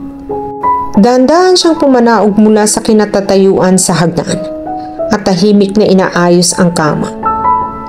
I'll just sleep kung wala akong maitutulong sa iyo. Iyon lang. At ipinikit na niya ang mga mata. Hindi napigilan ni Carlos ang sarili na hindi siya tingnan. He wanted to watch her fall asleep. Abby was his inspiration. At ngayon ay mas ganado pa itong ipagpatuloy ang ginagawa. Samantala sa mansyon ni Guillermo Eugenio ng mga oras na iyon. Anong nangyari sa lakad ninyo? Tanong ni Guillermo habang sinasalubong sa living room ang mga dumarating na tauhan. Ang mga armadong lalaking nagpaputok sa opisina ni Carlos at naghalughog doon. Nakatakas si Carlos at ang mga kasama niya. Sagot ng pinakapinuno ng grupo. May pintuan sa likod ng opisina at doon sila dumaan. Naghalughog kami ng lahat sa sulok ng opisina. Ngunit hindi namin natagpuan ang mga ebidensya. Nagtiim ang mga bagang ni Guillermo. Hindi na ako natutuwa sa mga nangyayari. Kailangan kumilos kayo muli bago mahuli ang lahat. Hindi dapat magtagumpay si Carlos dahil tiyak na matatanggal ako sa posisyon at makukulong ng habang buhay. 6 o'clock in the morning. Napatili si Abby nang makitang nakahiga sa couch si Carlos at walang ibang suot kundi underwear. What's the matter? Napabalikwas ng bangon na tanong ni Carlos. Where's your suit? Natarantang tanong niya at itinakip ang mga kamay sa mga mata. Where your suit? Natatawang nagsuot ng damit si Carlos. Sanay kasi akong matulog ng ganito. Explika nito. Pasensya na. He was wearing his shirt and pants when she looked at him again. I want to go home. Hindi makatingin ang mga mata nitong sabi niya. Ihahatid na kita. Voluntaryo nito. No, I can manage. Alam kong marami ka pang gagawin dito. Pumanhik na siya ng hagdan nang makita niyang waring may nagbubukas ng pinto ng basement. May tao. Pabulong niyang sabi. Listong kinuha ni Carlos ang baril sa loob ng attache case at hinila si Abby paupo sa likod ng cabinet. The round hole opened and it was Andrea who came in. Carlos? Saka lamang nakahinga ng maluwag sina Carlos at Abby. Why didn't you come home last night? Nakapamaywang nitong tanong. Tinapos ko lang ang trabaho ko. Napailing na sagot ni Carlos at sinalubong ang babae. Naging maingat ka ba sa pagpasok mo rito? Wala ka bang nakitang taong may kahina-hinalang kilos? Hindi nito pinansin ang tanong ni Carlos. Sa halip, ay pinukulan nito ng matalim na tingin si Abby na noon ay lumantad na mula sa pinagtataguan. Why is she still here? Huwag mong sabihing magdamag kayong magkasama. Come on, Andrea. She is my assistant. Upang hindi na humaba ang gulo, ay nilambing-lambing na lamang ni Carlos si Andrea. Nagustuhan naman ito ang paglalambing ng binata sa kanya. Nawala ang pagmamaktol nito. Guess what, honey? Anito habang nakayakap sa binata. Tumawag na ako kina Mommy at Daddy sa States. And I told them na maghanda-handa na sila dahil isasama na kita. What? Nagulat na tanong ni Carlos. Isasama kita sa Amerika. Hinila nito ang binata, paupo sa kama at hinalikan sa mga labi. Magpapakasal na tayo sa lalong madaling panahon. Pagkakuway sabi nito, and kissed him again. Abby watched them kissed at may bumukas na lungkot sa kanyang mga mata. Hindi niya kayang saksihan ng matagal ang tagpong iyon, kaya minabuti niyang umalis na lang. Hindi na niya nakita kung paano pinutol ni Carlos ang pagkikipaghalikan nito kay Andrea. Humiwalay na ito sa pagkakayakap ng nobya nang mapansing wala na si Abby. Abby, usal ng binata. "What are you thinking of?" tanong ni Andrea. "Pwede bang umuwi na lang tayo? Iwan mo na lang ang kasong iyan at sumama ka na sa akin sa States. Magpakasal na tayo." "I want to be alone, Andrea." Tinutup niya ang noo. Gusto niyang sundan sa labas si Abby. Ngunit hindi niyang magawa dahil kasama niya si Andrea. At hindi rin niya naman kayang sabihin kay Andrea na si Abby ang mahal niya.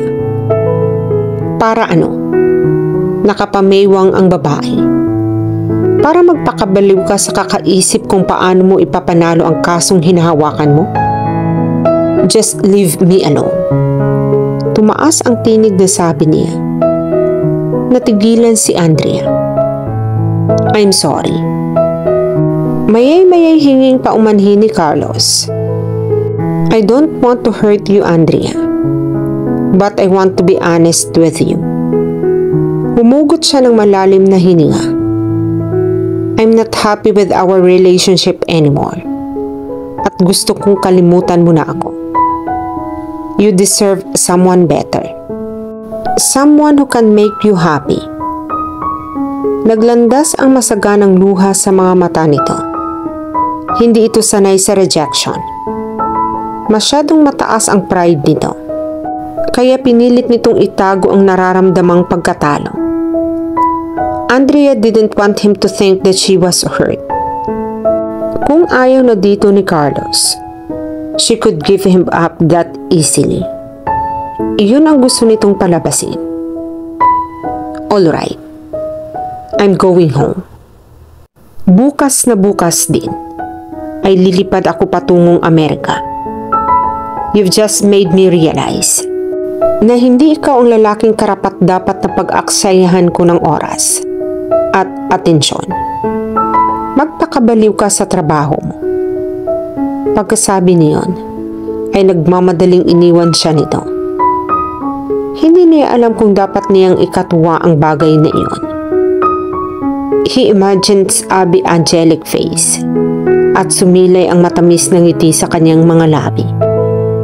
He was going to tell her what he felt for her. Ngayong malaya na siya mula kay Andrea. Sylvia and Roberto look like a newlywed couple. Very sweet ang mga ito sa isa't isa habang nakaupo sa sofa sa sala. It was a beautiful scene na naratna ni Abby, but she could not smile. Walang ibang laman ang isip niya kundi si Carlos. At sa isiping isasama na ito ni Andrea sa Amerika, ay parang itinurok ng karayom ang kanyang puso. She could not afford to lose him, pero wala siyang magagawa, kundi ang iwasan ang binata habang naririto pa ito. Patuloy lamang siyang masasaktan habang patuloy itong nakikita at naiisip na sooner or later ay ikakasal na ito kay Andrea. "O Iha, hindi ka yata umuwi kagabi?" tanong ni Sylvia nang mapansin siyang pumasok. Malungkot na naupo siya sa harap ng mga ito. Nasa mabuting mga kamay si Abby, kaya wala kang dapat ikabahala, Sylvia. Masuyang pinisil ni Roberto ang balikat ng asawa. There is Carlos to take care of her, right, Iha? She did not answer. So how's Carlos? Tanong ni Roberto pagkakuan. Ayaw na muna niyang pag-usapan ang binata. Gusto kong magbakasyon tayo. Paglihis niya sa usapan. Sa isang malayong lugar. Well, pabor sa amin ng mama mo ang bagay na iyan. Sang-ayon ni Roberto. Pero paano ang kasong hinahawakan ninyo ni Carlos? He can win the case without me. Pagkasabi niyon, ay matamlay na tumayo na siya at pumanhik sa itaas. Parang malungkot siya. Puna ng kanyang ina. Mukhang may problema. Pagod lang iyon sa pinag-aaralan nilang kaso ni Carlos. Nakangiting sagot ng kanyang ama. Talagang kailangan muna niyang magpahinga. At tamang-tama ang suggestion niya na magbakasyon muna tayo. It will serve as our second honeymoon. Nakangiti itong niyakap ang asawa. Gusto mo bang sa Amerika tayo magbakasyon? Yes, honey. Para tuluyan ko nang makalimutan ang pagmamadyo. Nasisiyang sagot ng kanyang ina. I promise. Ikaw na lang at si Abby ang paglalaanan ko ng oras at atensyon. Pipilitin ko ring alisin ang pagiging selosa at nagger ko. Thanks, Han. I promise. Nasisikapin ko rin magkakaroon ng maraming oras para sa inyo ni Abby kaysa sa trabaho ko. Masayang nagyakap ang mag-asawa. Hindi na hinintay ni Abby ang magiging resulta ng hearing tungkol sa kaso ni Rogelio. She went to the States with her parents para magbakasyon. Pipilitin niyang makalimutan si Carlos at patayin ang pag-ibig na iniukol niya para sa binata. It was the best thing she could do upang hindi na lalo pang masaktan. One day, mababalitaan na lamang niya na ikinasal na sina Carlos at Andrea. When that time comes, sana ay lubusan niyang nakalimutan ang kanyang unang pag-ibig. Several days later, I think you should watch the news at the Filipino channel, Iha. Sabi ng kanyang ama. I don't have time, Daddy. She was busy doing her regular exercises with her mother at the backyard of their house. Sylvia has lost some weight, and so did she. She had begun watching her diet too. Pinipigilan na niya ang kanyang sariling kumain ng mga pagkain alam niyang magpapadagdag sa timbang niya at mga taba niya sa katawan. Natuto ka ng mag-aerobics na wala ka na ng panahon sa ibang bagay. Napapangiting komento ng kanyang ama. Look at yourself. You're getting thinner. Baka magkasakit ka na niyan. Come on, honey. Let your daughter do what she wants, sabad ng kanyang ina. Lumapit si Roberto at inakbayan ang kanyang asawa. You look sexier. Anito. Ngayon ko lang narinig sa iyo iyan. Nasiyahang saad nito. May ngiting sumilay sa mga labi ni Abby. Natutuwa siyang tuloy-tuloy ang pagbabago ng kanyang mga magulang. But the memory of Carlos remained on her mind, and she terribly missed him.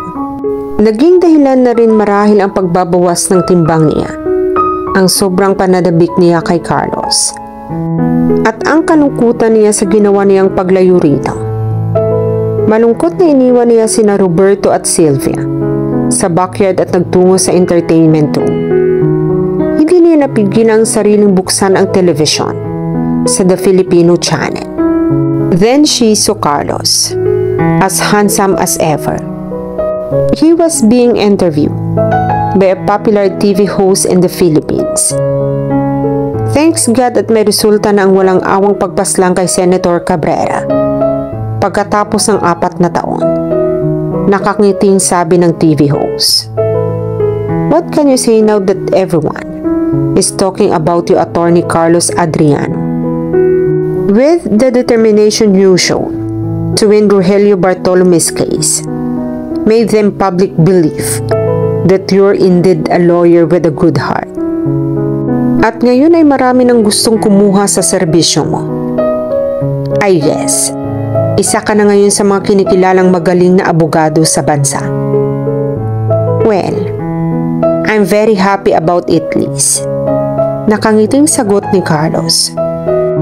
Ngunit may mababanaag na panglaw sa kanyang mga mata. I worked hard for this case, together with a very intelligent woman, Attorney Abby Elostrat. Tumingin ang binata sa kamera. Wherever you are, Abby, I want you to know that you have been a big help to me. And to you, I share my victory. I wish you come back soon. Namalaya ni Abby ang sarili na lumuluha.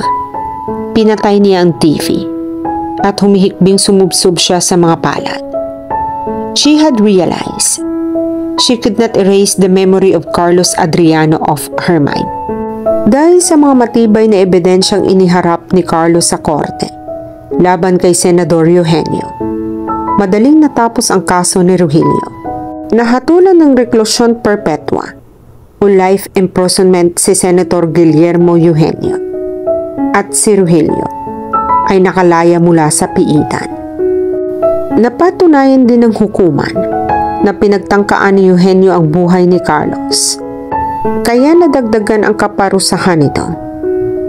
Hinuli ng mga pulis ang mga tauhan nito, kabilang na si Delfin Eugenio, at ikinulong. Dahil dito, ay marami ang napahanga ni Carlos. Nakilala siya bilang magaling na abogado at nagkaroon siya ng maraming kliyente. Minsan ay bumisita si Rogelio kay Carlos sa opisina nito.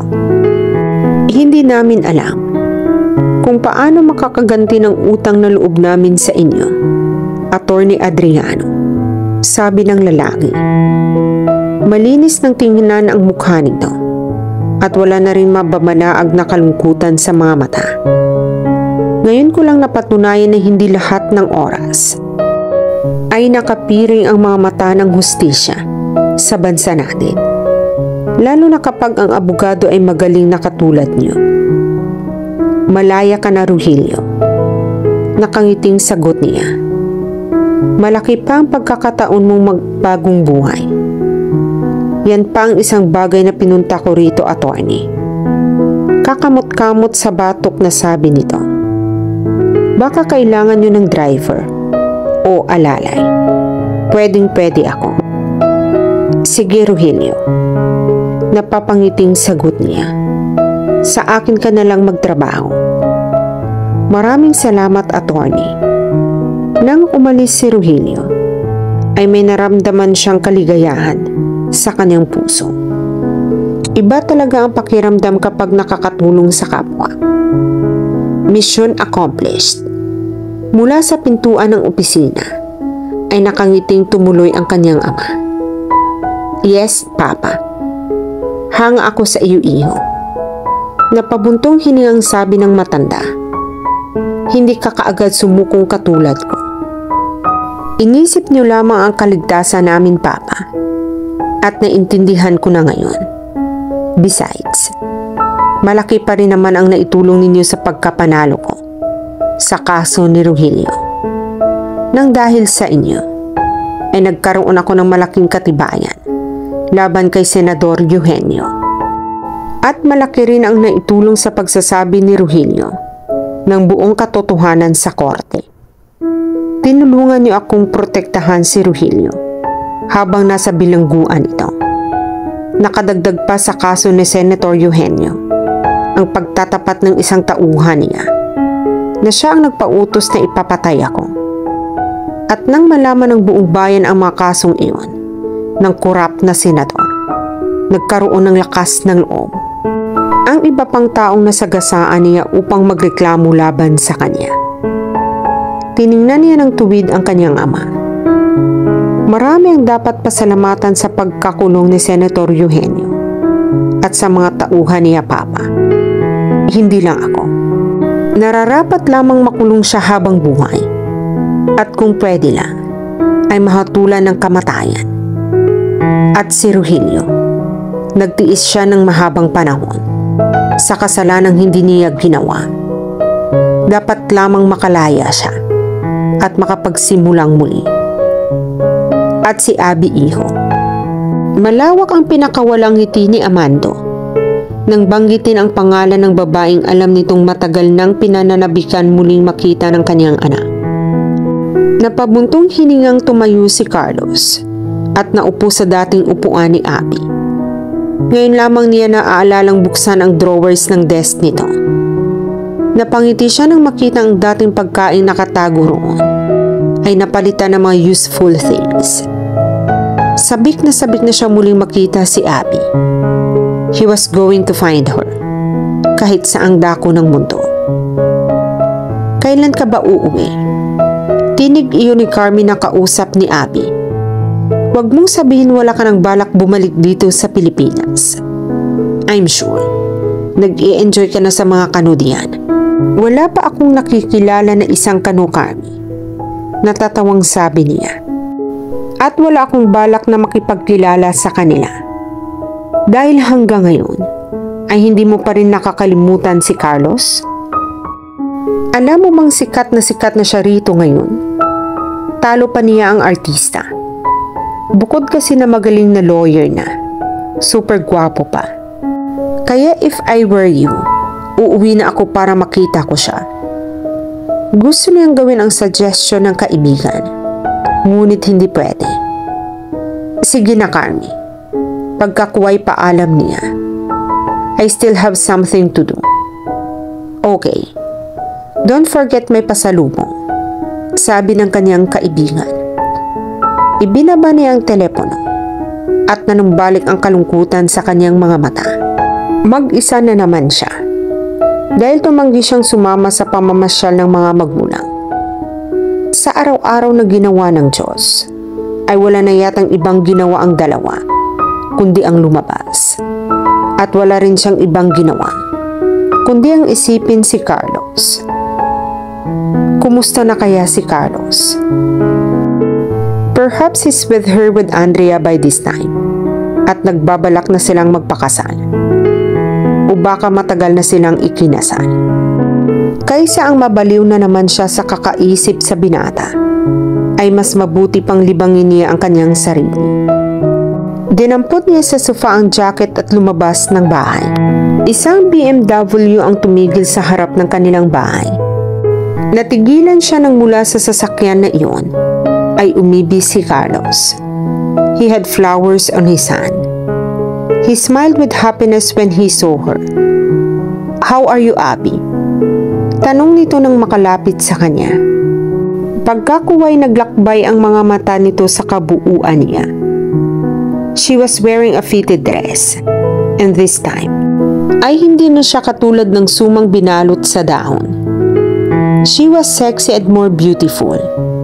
Her little figure made her look taller than before. Kamuntik na kitang hindi makilala. Hindi napigilang saad ni Carlos at inabot sa kanya ang dala nitong mga bulaklak. I suppose ikakasal na kayo ni Andrea, kaya ka naririto. Mahinang sabi niya at nakapikit ang mga matang nilanghap ang mababangong rosas. Nakangiting na pailing si Carlos. Matagal na kaming wala ni Andrea, pagtatapat nito. At matagal na rin kaming hindi nagkikita. Perhaps hindi na muling magkikita pa. Napamulagat siya. Ha? Why didn't you tell me? Bumalik ang excitement sa kanyang dibdib. How am I going to tell you? Balik tanong nito. Bigla ka na lang umalis nang hindi nagpapaalam sa akin. Nalaman ko na lang na nagbabakasyon kayong mag-anak dito. What I have done wrong, Abby?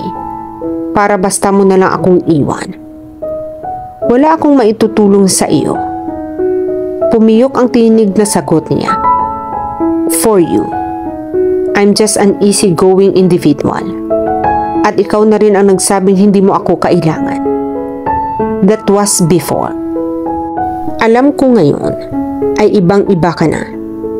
And I would like you to know that there will be never a time that I will not need you. For me, you are my inspiration, Abby. Humaplo sa puso niya ang sinabi nito, ngunit pinili niyang huwag ipahalata ang kaligayahang namumutawi sa kanyang dibdib.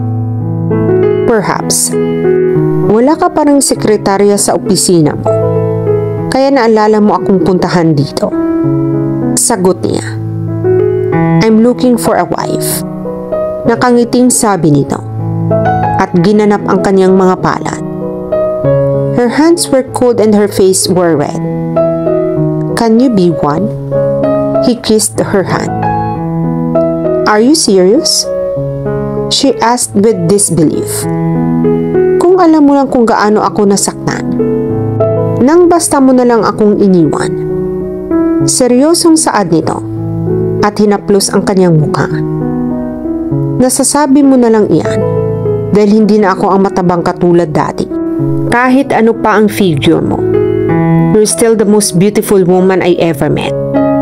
sagot nito na nakatitig ng tuwid sa kanyang mga mata. I love you, Abby. Noon pa. Gusto niyang isiping nangangarap lamang siya ng mga sandaling iyon. Subalit patuloy man niyang ikurap ang kanyang mga mata, ay manatiling nasa harapan niya si Carlos. Hindi ito isang panaginip lang. Nag-uunahang pumatak ang mga luha sa kanyang mga mata. She longed for that moment to happen, and now that Carlos was there, she could never let him go. Ever. I love you too. Sabi niya sa sobrang kaligayahan at niyakap ito. You're all I want to have, Carlos. Wala nang iba pa. And then they kissed. Pagkaraan ng isang linggo, nasa Manila na sina. Annabel was surprised to see Abby, wearing a sexy suit. Kasama siyang dumating ni Carlos sa opisina nito sa Abad's Law Firm. Hindi makapaniwalang pinagmasdan ni Annabel si Abby, mula ulo hanggang paa. Abby? Sa wakas, ay naibulalas ng namanghang sekretarya. Abby was wearing an off-shoulder dress. She looked sexier than Annabel, and even more beautiful with her light makeup. Correction, Annabel. Saad ni Carlos. Ma'am Abby. I'm sorry, boss. Napatungong paghingi ng paumanhin ng sekretarya. Nakangiti lamang si Abby habang nakatingin sa babae. By the way, Annabel, Attorney Illustrad here will be using this office from now on. Pagkaraay deklara ni Carlos. Biglang nagangat ng paningin si Annabel. But why, sir? The firm has just hired her. Nakangiting sagot ni Carlos. And from this time on, Abby will be your new boss because I decided to move out to my private office. Tumango si Annabel at napalunok. But if you don't want me to be your new boss, you are free to find another job, Miss Santos. Nakangiting bugtong ni Abby. No, ma'am. Hindi makatingin ng diretsyo kay Abby na sagot ng sekretarya. I want to stay. Good. Madali naman akong kausap. Pinisil niya ang balikat nito. Pagkatapos niyon, ay inakbayan na ni Carlos si Abby patungo sa dating opisina nito. I wish you're happy now that you are a part of this well-known law firm, babe. Sabi nito. I am very happy, babe. Masayang sagot niya. You've been a big help to me. Thank you. You deserve it. And they kissed again. Pagkatapos ng 2 buwan, nagpakasal sina Abby at Carlos. Pagkatapos ng kanilang kasal, sinamantala ng dalawa ang kanilang bakasyon upang makapag-honeymoon. Habang wala pa silang kasong hinahawakan, walang mapagsigla ng kasiyahan si Abby. Hindi lang siya naging matagumpay sa kanyang profesyon, pati na din sa kanyang personal na buhay. At dito na po nagtatapos ang buhay pag-ibig ni na Carlos at Abby.